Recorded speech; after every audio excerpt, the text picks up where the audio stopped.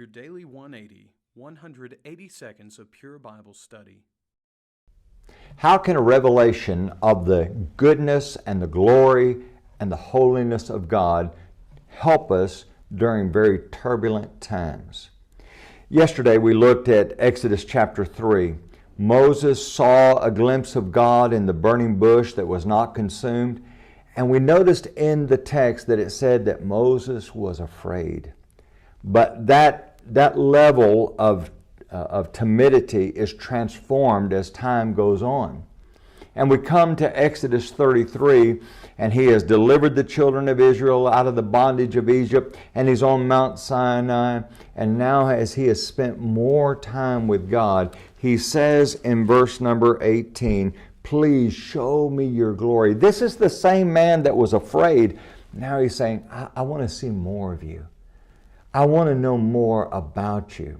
Now this is what's amazing to me, is because this tells me that we too can have a revelation of God. Now notice in verse number 19, this is God speaking. Then he said, "I will make all my goodness pass before you." That revelation that he saw of God was his goodness. God is so good. He is so righteous. He is so perfect in every respect. And one of the things that amazes me when I think about the character of God is that all of his qualities are infinite. And you know, that you might have an individual who is extremely merciful, but he's not very just. And he can let someone get away with murder, so to speak. And you might have another person who is very just, but they have no mercy.